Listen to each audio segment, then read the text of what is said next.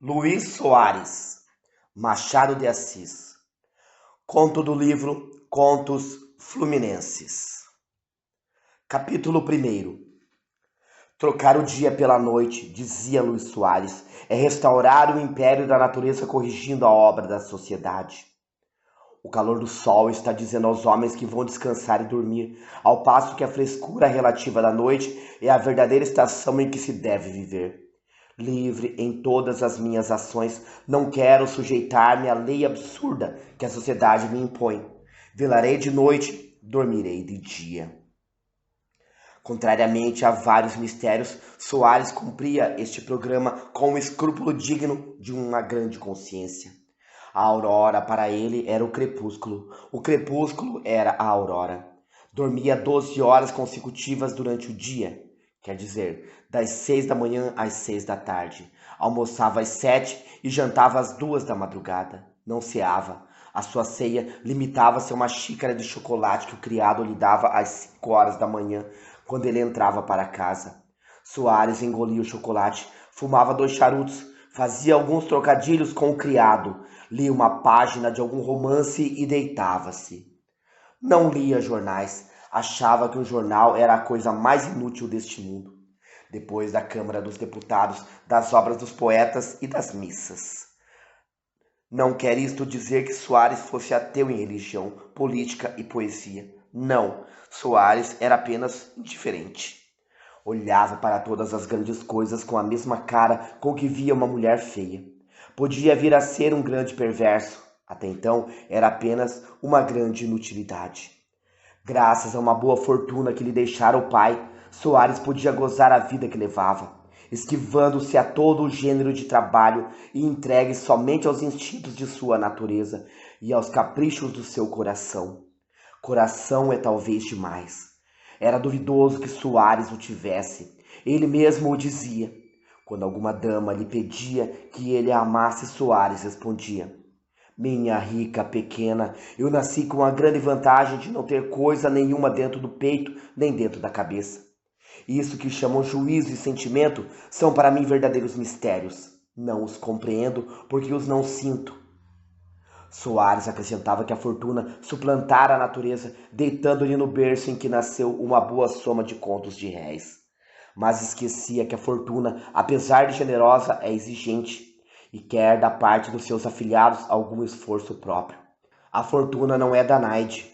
Quando vê que um tonel esgota a água que se lhe põe dentro, vai levar os seus cântaros a outra parte. Soares não pensava nisto. Cuidava que os seus bens eram renascentes como as cabeças da hidra antiga.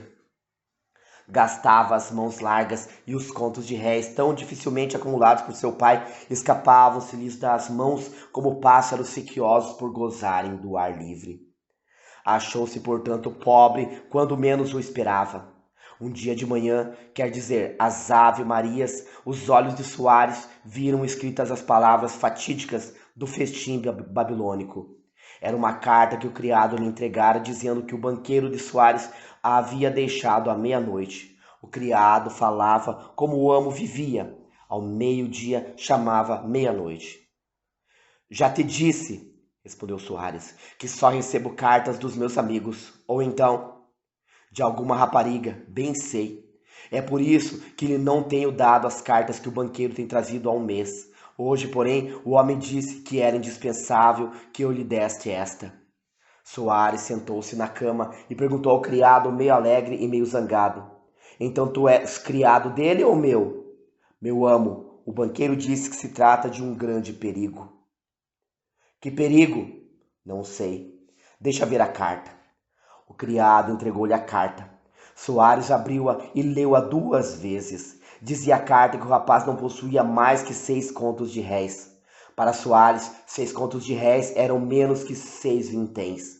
Pela primeira vez na sua vida, Soares sentiu uma grande comoção. A ideia de não ter dinheiro nunca lhe havia acudido ao espírito. Não imaginava que um dia se achasse na posição de qualquer outro homem que precisava de trabalhar. Almoçou sem vontade e saiu. Foi ao alcazar. Os amigos acharam-no triste. Perguntaram-lhe se era alguma mágoa de amor. Soares respondeu que estava doente. As Laís da localidade acharam que era de bom gosto ficarem tristes também. A consternação foi geral. Um dos seus amigos, José Pires, propôs um passeio ao Botafogo para distrair as melancolias de Soares. O rapaz aceitou, mas o passeio ao Botafogo era tão comum que não podia distraí-lo. Lembraram-se de ir ao Corcovado, ideia que foi aceita e executada imediatamente. Mas que há que possa distrair um rapaz nas condições de Soares? A viagem ao Corcovado apenas lhe produziu uma grande fadiga. Aliás, útil, porque na volta dormiu o rapaz a sono solto. Quando acordou, mandou dizer ao Pires que viesse falar-lhe imediatamente. Daí a 1 hora parava um carro à porta. Era o Pires que chegava, mas acompanhado de uma rapariga morena que respondia ao nome de Vitória. Entraram os dois pela sala de Soares com a franqueza e o estrépito naturais entre pessoas de família. Não está doente? Perguntou Vitória ao dono da casa. Não, respondeu este. Mas por que veio você? É boa, disse José Pires. Veio porque a minha xícara é inseparável. Querias falar-me em particular? Queria. Pois falemos aí em qualquer canto. Vitória fica na sala vendo os álbuns. Nada, interrompeu a moça. Nesse caso vou-me embora. É melhor. Só imponho uma condição. É que ambos hão de ir depois lá para casa. Temos seata. Valeu, disse Pires. Vitória saiu. Os dois rapazes ficaram sós. Pires era o tipo de bisbilhoteiro e leviano. Ele, cheirando novidade, preparava-se para intuir-se de tudo.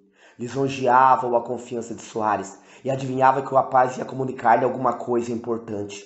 Para isso, assumiu um ar condigno com a situação. Sentou-se comodamente em uma cadeira de braços, pôs o castão da bengala na boca e começou o ataque com essas palavras. Estamos sós. Que me queres? Soares confiou-lhe tudo. Leu-lhe a carta do banqueiro, mostrou-lhe em toda a nudez a sua miséria. Disse-lhe que naquela situação não via solução possível e confessou ingenuamente que a ideia do suicídio o havia alimentado durante longas horas. Um suicídio? Exclamou Pires. Estás doido? Doido, respondeu Soares. Entretanto, não vejo outra saída neste beco. Demais é apenas meio suicídio, porque a pobreza já é meia morte. Convenho que a pobreza não é coisa agradável, e até acho. Pires interrompeu-se. Uma ideia súbita atravessara-lhe o espírito. A ideia de que Soares acabasse a conferência por pedir-lhe dinheiro. Pires tinha um preceito na sua vida. Era não emprestar dinheiro aos amigos. Não se empresta sangue, dizia ele. Soares não reparou na frase cortada do amigo e disse: viver pobre depois de ter sido rico é impossível.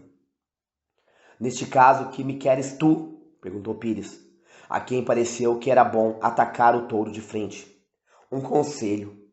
Inútil conselho, pois que já tens uma ideia fixa. Talvez. Entretanto, confesso que não se deixa a vida com facilidade. E má ou boa, sempre custa morrer. Por outro lado, ostentar a minha miséria diante das pessoas que me viram rico é uma humilhação que eu não aceito. Que farias tu no meu lugar? Homem, respondeu Pires, há muitos meios.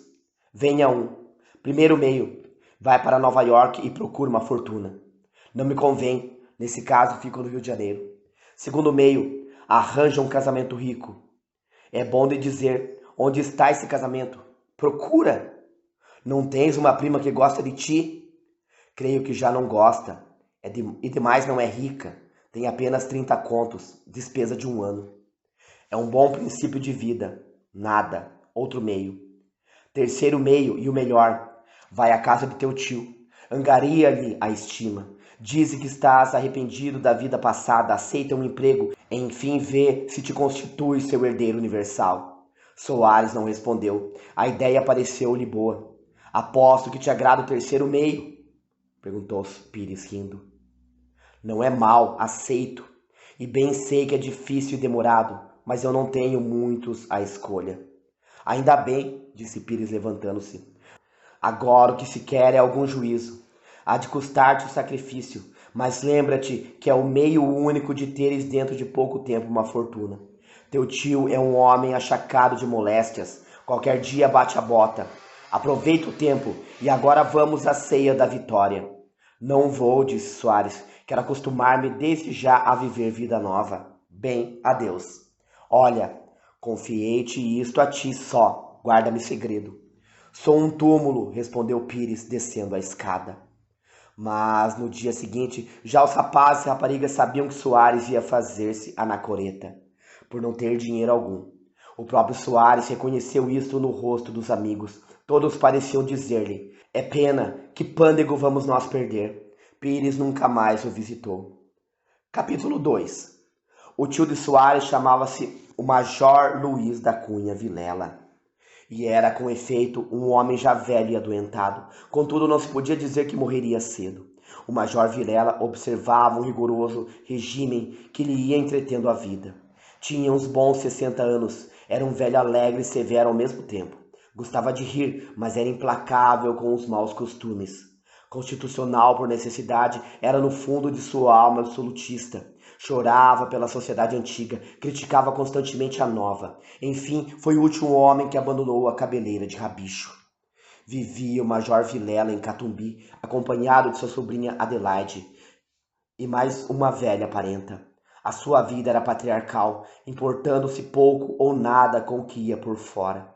O major entregava-se todo ao cuidado de sua casa, aonde poucos amigos e algumas famílias da vizinhança o iam ver e passar as noites com ele. O major conservava sempre a mesma alegria, ainda nas ocasiões em que o reumatismo o prostrava. Os reumáticos dificilmente acreditarão nisto, mas eu posso afirmar que era verdade. Foi num dia de manhã. Felizmente, um dia em que o major não sentiu o menor achaque e ria e brincava com as duas parentas, que Soares apareceu em Catumbi à porta do tio. Quando o major recebeu o cartão com o nome do sobrinho, supôs que era alguma caçoada. Podia contar com todos em casa, menos o sobrinho. Fazia já 2 anos que o não via, e entre a última e a penúltima vez tinha mediado 1 ano e meio. Mas o moleque disse-lhe tão seriamente que o nhonhô Luiz estava na sala de espera, que o velho acabou por acreditar. Que te parece, Adelaide? A moça não respondeu. O velho foi à sala de visitas.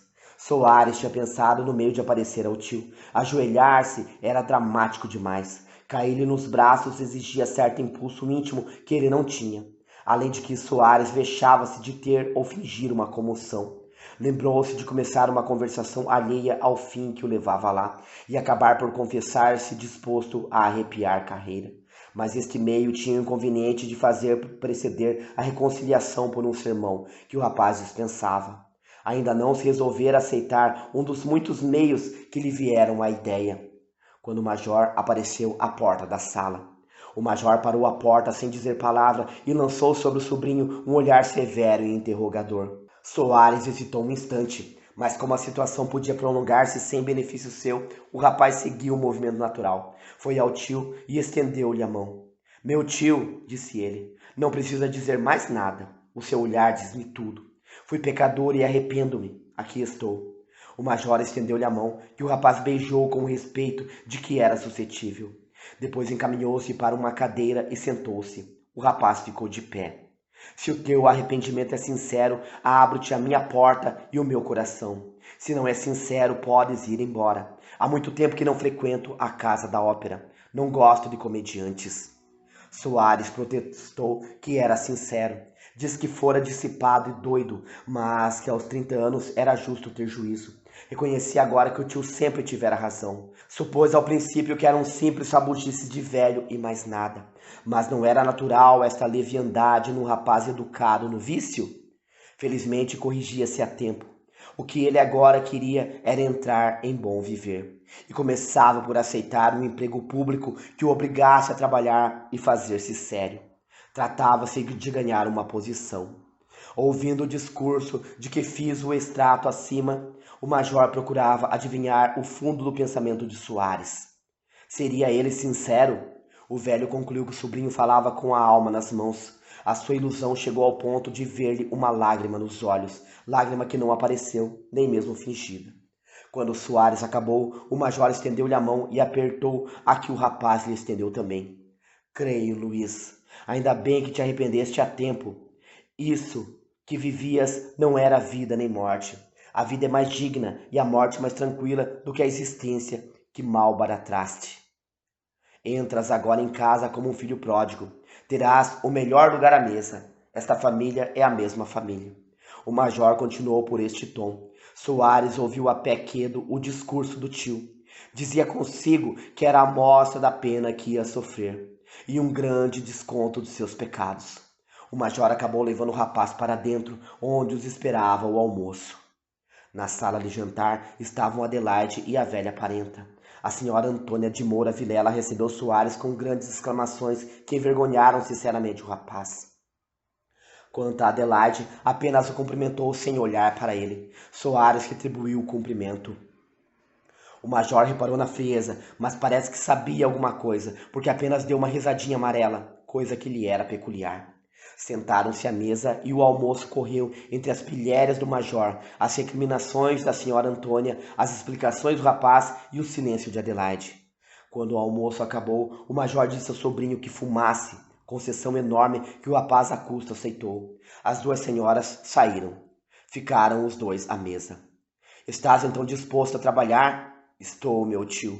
Bem, vou ver se te arranjo um emprego. Que emprego preferes? O que quiser, meu tio, contanto que eu trabalhe. Bem, levarás amanhã uma carta minha a um dos ministros. Deus queira que possas obter um emprego sem dificuldade. Quero ver-te trabalhador e sério. Quero ver-te homem.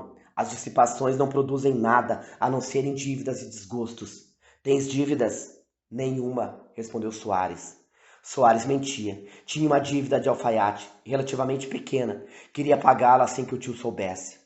No dia seguinte, o major escreveu a carta prometida, que o sobrinho levou ao ministro. E tão feliz foi, que daí a um mês estava empregado em uma secretaria com um bom ordenado. Cumpre fazer justiça ao rapaz. O sacrifício que fez de transformar os seus hábitos de vida foi enorme, e a julgá-lo pelos seus antecedentes, ninguém o julgara capaz de tal. Mas o desejo de perpetuar uma vida de dissipação pode explicar a mudança e o sacrifício. Aquilo na existência de Soares não passava de um parênteses mais ou menos extenso. Almejava por fechá-lo e continuar o período como havia começado, isto é, vivendo como Aspásia e pagodeando como Alcibíades. O tio não desconfiava de nada, mas temia que o rapaz fosse novamente tentado à fuga, ou porque o seduzisse a lembrança das dissipações antigas, ou porque o aborrecesse a monotonia e a fadiga do trabalho. Com o fim de impedir o desastre, lembrou-se de inspirar-lhe ambição política. Pensava o major que a política seria um remédio decisivo para aquele doente, como se não fosse conhecido que os louros de Lovelace e os de Turgot andam muita vez na mesma cabeça. Soares não desanimou o major.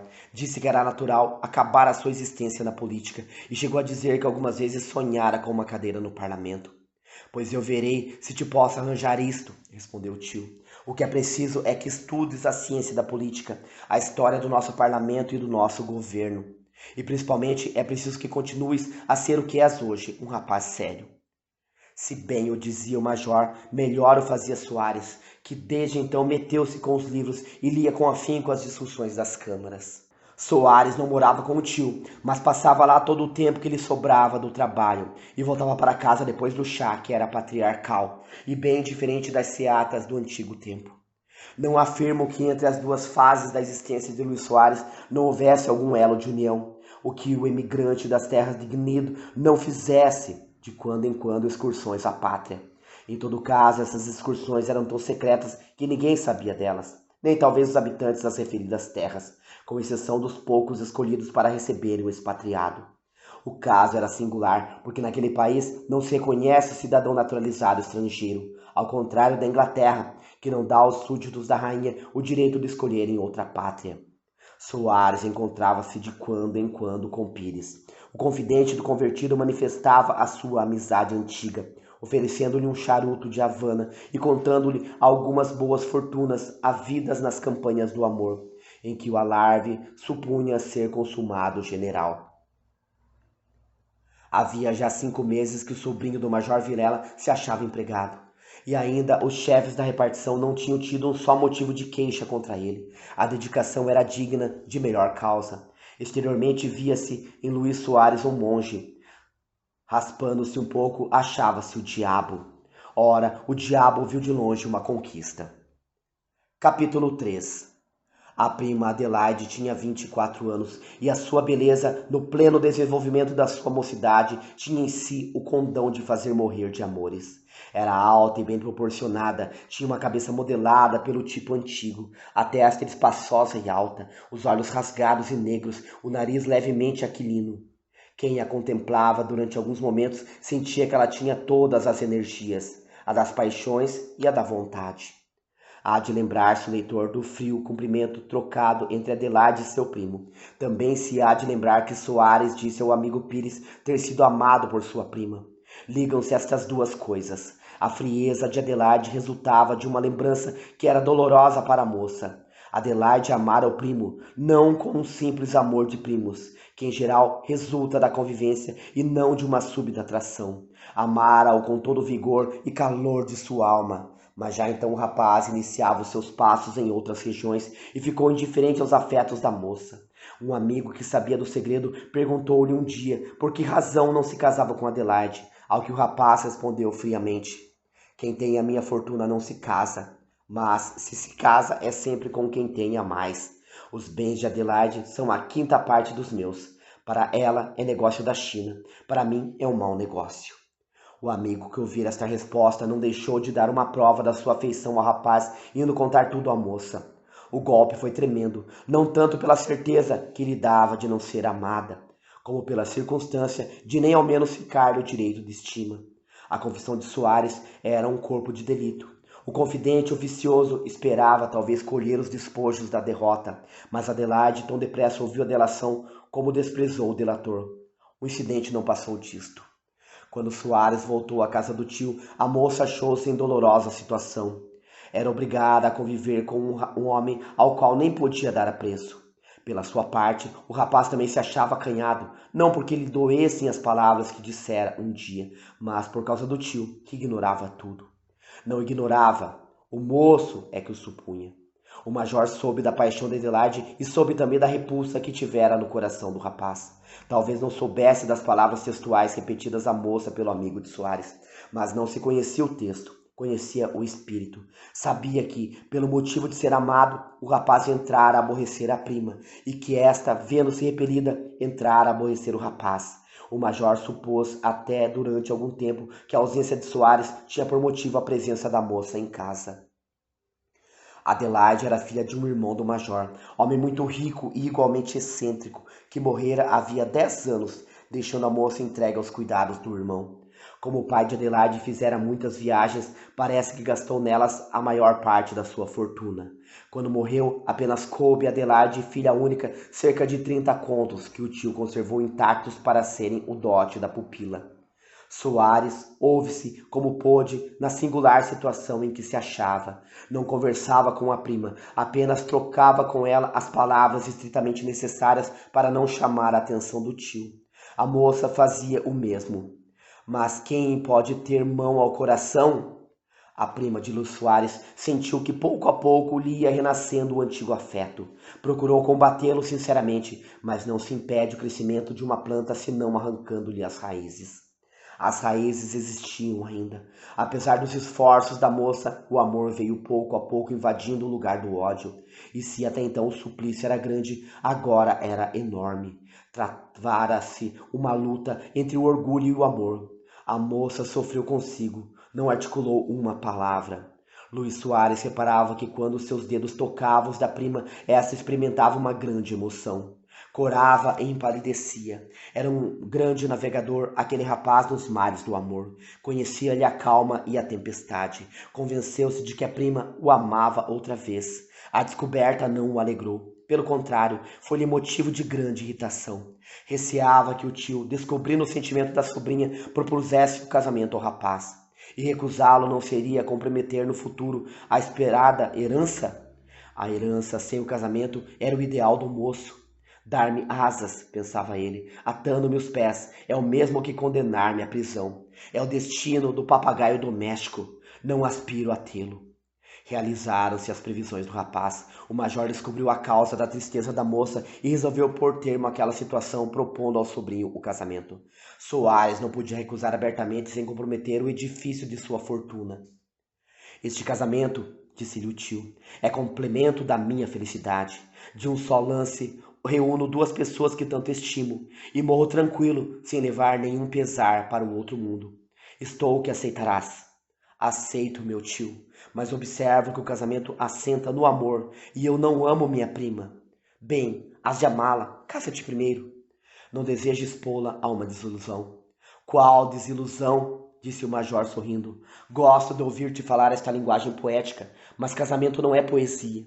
É verdade que é bom que duas pessoas antes de se casarem se tenham já alguma estima mútua.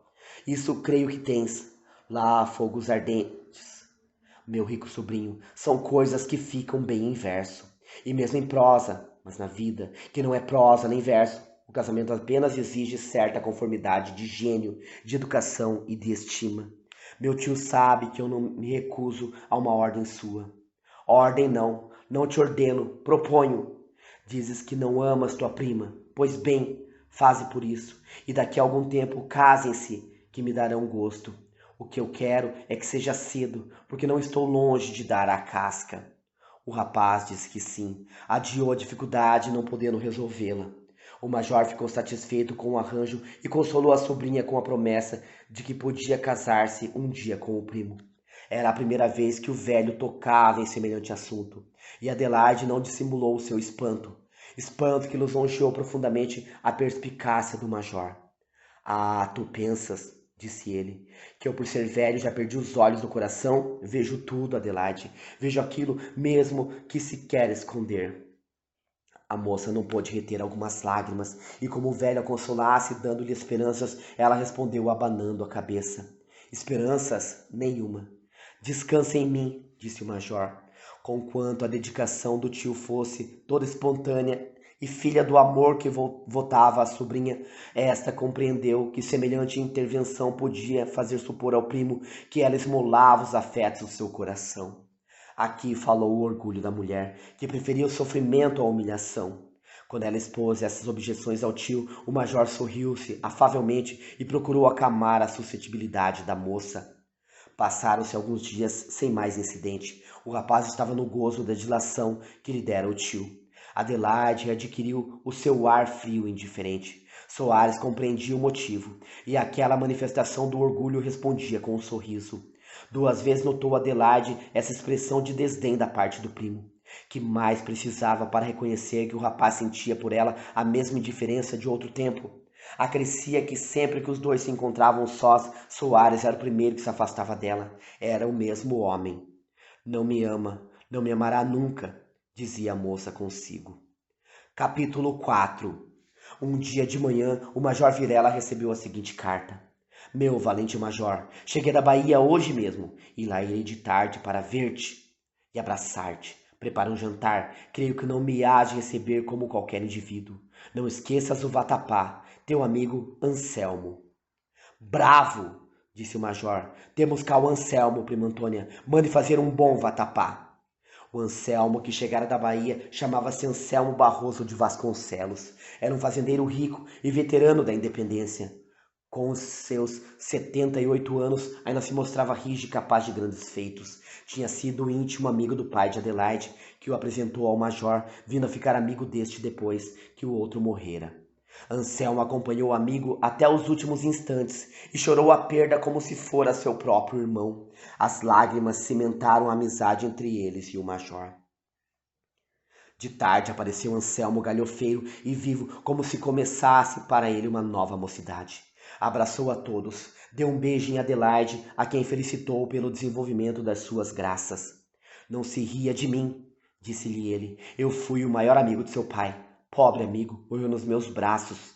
Soares, que sofria com a monotonia da vida que levava em casa do tio, alegrou-se com a presença do galhofeiro ancião, que era um verdadeiro fogo de artifício.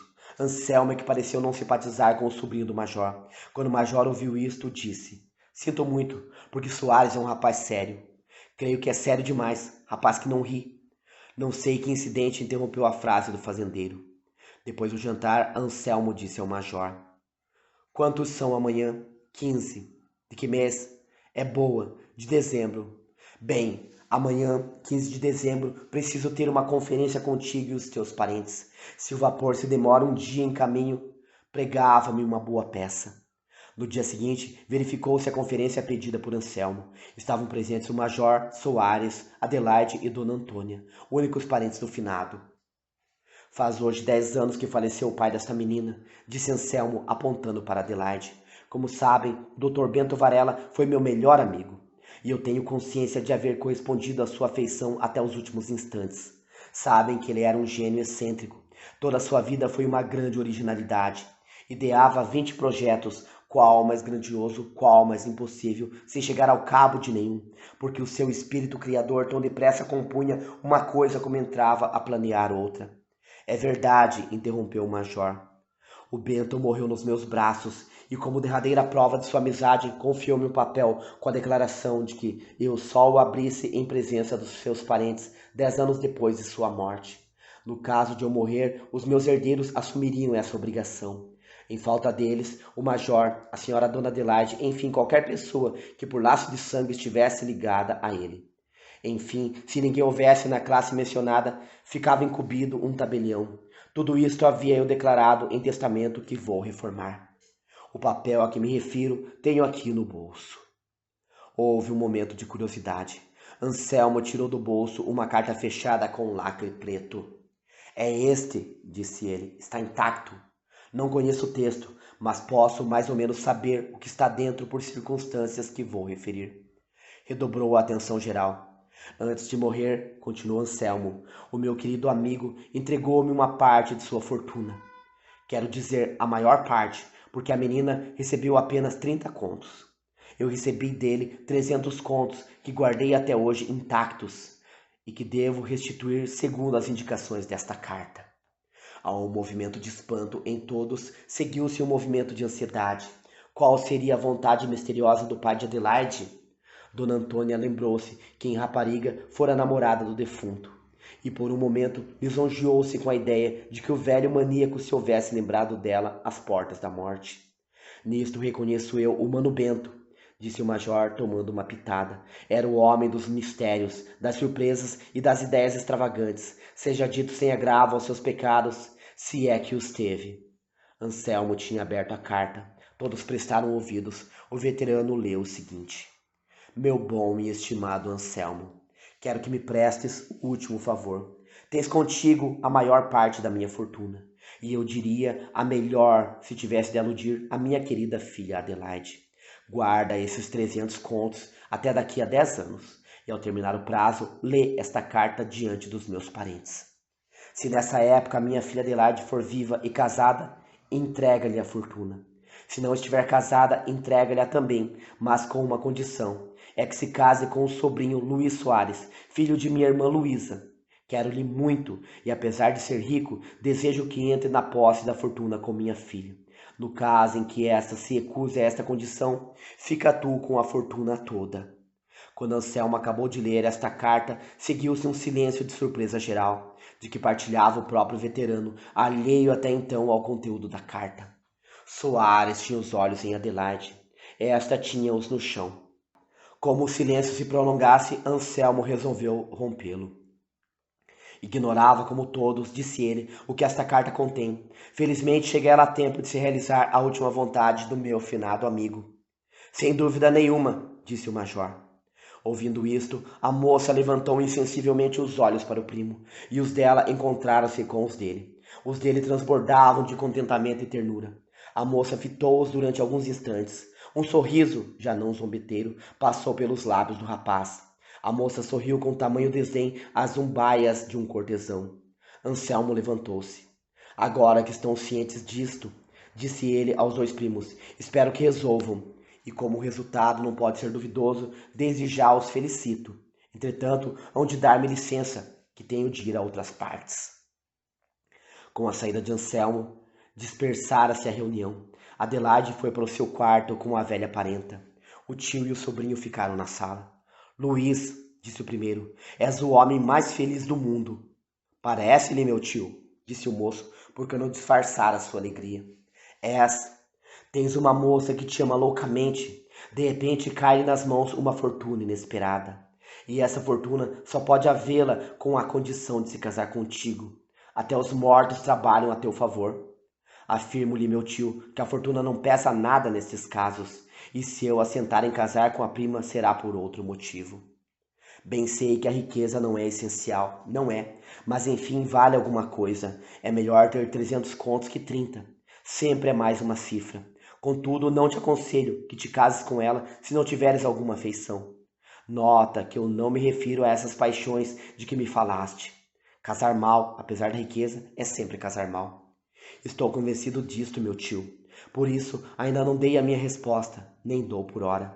Se eu vier a afeiçoar minha prima, estou pronto a entrar na posse dessa inesperada riqueza.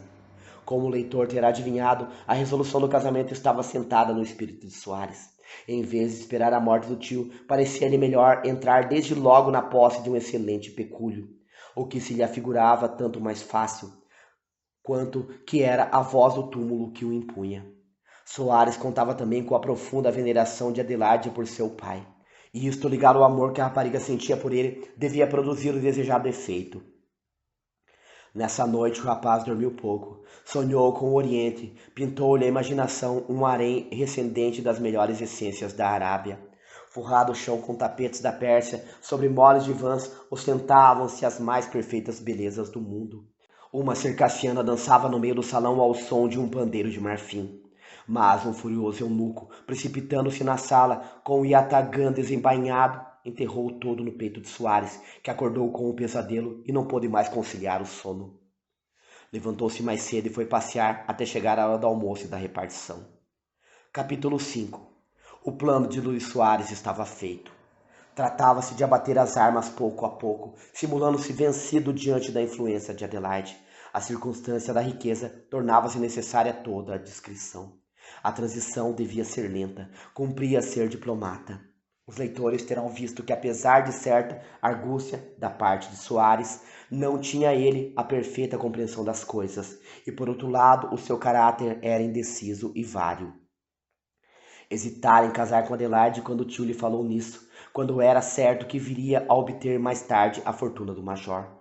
Dizia então que não tinha vocação de papagaio. A situação agora era a mesma. Aceitava uma fortuna mediante uma prisão. É verdade que se esta resolução era contrária à primeira, podia ter por causa o cansaço que lhe ia produzindo a vida que levava. Além de que, desta vez, a riqueza não se fazia esperar. Era entregue logo depois do consórcio. 300 contos, pensava o rapaz, é quanto basta para eu ser mais do que fui. O que não hão de dizer os outros? Antevendo uma felicidade que era certa para ele, Soares começou o assédio da praça. Aliás, praça rendida. Já o rapaz procurava os olhos da prima, já os encontrava, já lhes pedia aquilo que recusara até então, o amor da moça. Quando à mesa as suas mãos se encontravam, Soares tinha o cuidado de demorar o contato, e se a moça retirava sua mão, o rapaz nem por isso o desanimava. Quando se encontrava sós com ela, não fugia como outrora, antes lhe dirigia alguma palavra, a que Adelaide respondia com fria polidez. Quer vender o peixe caro, pensava Soares.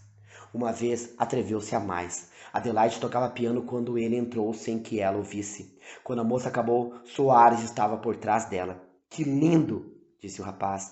Deixe-me beijar-lhe estas mãos inspiradas. A moça olhou séria para ele, pegou no lenço que pusera sobre o piano e saiu sem dizer palavra. Esta cena mostrou a Soares toda a dificuldade da empresa, mas o rapaz confiava em si, não porque se reconhecesse capaz de grandes energias, mas por espécie de esperança na sua boa estrela. É difícil subir a corrente, disse ele, mas sobe-se. Não se fazem Alexandres na conquista de praças desarmadas. Contudo, as desilusões iam se sucedendo e o rapaz, se não alentasse a ideia da riqueza, teria batido as armas. Um dia lembrou-se de escrever-lhe uma carta, lembrou-se de que era difícil expor-lhe de viva voz tudo quanto sentia, mas que uma carta, por muito ódio que ela lhe tivesse, sempre seria lida. Adelaide devolveu a carta pelo moleque da casa que lhe havia entregue. A segunda carta teve a mesma sorte. Quando mandou a terceira, o moleque não a quis receber.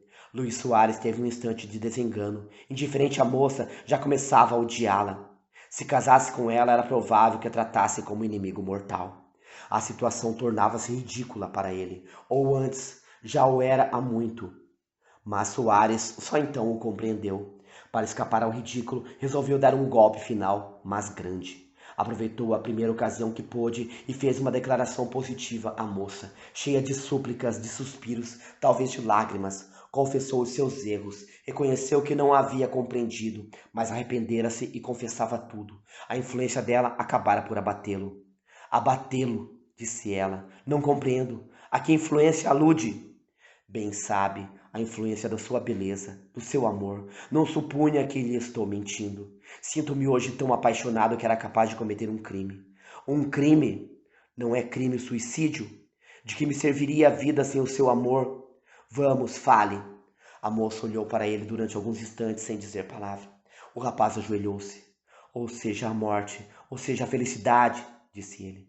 Quero recebê-la de joelhos. Adelaide sorriu e soltou lentamente essas palavras. 300 contos. É muito dinheiro para comprar um miserável. E deu-lhe as costas. Soares ficou petrificado. Durante alguns minutos conservou-se na mesma posição, com os olhos fitos na moça que se afastava lentamente. O rapaz dobrava-se ao peso da humilhação. Não previra tão cruel desforra da parte de Adelaide. Nem uma palavra de ódio, nem um indício de raiva, apenas um calmo desdém, um desprezo tranquilo e soberano. Soares sofrera muito quando perdeu a fortuna, mas agora que o seu orgulho foi humilhado, a sua dor foi infinitamente maior. Pobre rapaz! A moça foi para dentro, parece que contava com aquela cena, porque entrando em casa foi logo procurar o tio e declarou-lhe que, apesar de quanto venerava a memória do pai, não podia obedecer-lhe e desistia do casamento. Mas não o amas tu? Perguntou-lhe o major. Amei-o. Amas a outro? Não. Então explicas-te. Adelaide expôs francamente o procedimento de Soares desde que ali entrara, a mudança que fizera, a sua ambição, a cena do jardim. O major ouviu atentamente a moça. Procurou desculpar o sobrinho, mas no fundo ele acreditava que Soares era um mau caráter. Este, depois que pôde refriar a sua cólera, entrou em casa e foi despedir-se do tio até o dia seguinte. Pretextou que tinha um negócio urgente. Capítulo 6. Adelaide contou humildemente ao amigo de seu pai os sucessos que a obrigavam a não preencher a condição da carta póstuma confiada a Anselmo. Em consequência desta recusa, a fortuna devia ficar com Anselmo. A moça contentava-se com o que tinha. Não se deu Anselmo por vencido, e antes de aceitar a recusa, foi ver se sondava o espírito de Luís Soares. Quando o sobrinho do major viu entrar por casa, o fazendeiro suspeitou que alguma coisa houvesse a respeito do casamento. Anselmo era perspicaz, de modo que, apesar da aparência de vítima com que Soares lhe aparecera, compreendeu ele que Adelaide tinha razão. Assim, pois, tudo estava acabado. Anselmo dispôs-se a partir para a Bahia, e assim o declarou à família do major. Nas vésperas de partir, achavam-se todos juntos na sala de visitas, quando Anselmo soltou essas palavras. Major, está ficando melhor e forte. Eu creio que uma viagem à Europa lhe fará bem. Esta moça também gostará de ver a Europa, e creio que a senhora Dona Antônia, apesar da idade, lá quererá ir. Pela minha parte, sacrifico a Bahia e vou também. Aprova um conselho? Homem, disse o major, é preciso pensar. Qual pensar? Se pensarem, não embarcarão. Que diz a menina? Eu obedeço ao tio, respondeu Adelaide. Além de que, disse Anselmo, agora que Dona Adelaide está de posse de uma grande fortuna, há de querer apreciar o que há de bonito nos países estrangeiros, a fim de poder melhor avaliar o que há no nosso. Sim, disse o major, mas você fala de grande fortuna. 300 contos. São seus. Meus? Então sou algum ratoneiro? Que me importa a minha fantasia de um generoso amigo? O dinheiro é dessa menina, sua legítima herdeira, e não meu, que aliás tenho bastante. Isto é bonito, Anselmo, mas o que não seria se não fosse isto? A viagem à Europa ficou assentada. Luís Soares ouviu a conversa toda sem dizer palavra, mas a ideia de que talvez pudesse ir com o tio sorriu-lhe ao espírito. No dia seguinte teve um desengano cruel. Disse-lhe o major que antes de partir o deixaria recomendado ao ministro. Soares procurou ainda ver se alcançava seguir com a família. Era simples cobiça na fortuna do tio. Desejo de ver novas terras ou impulso de vingança contra a prima? Era tudo isso, talvez. A última hora foi-se a derradeira esperança. A família partiu sem ele. Abandonado, pobre, tendo por única perspectiva o trabalho diário, sem esperanças no futuro, e além do mais humilhado e ferido em seu amor próprio, Soares tomou a triste resolução dos covardes. Um dia de noite, o criado ouviu no quarto dele um tiro. Correu, achou um cadáver. Pires soube na rua da notícia e correu à casa de Vitória, que encontrou no toucador. Sabes de uma coisa? Perguntou ele. Não, que é? O Soares matou-se. Quando? Neste momento. Coitado, é sério? É sério. Vai sair? Vou ao Alcazar. Canta-se hoje Barbie Blue, não é? É.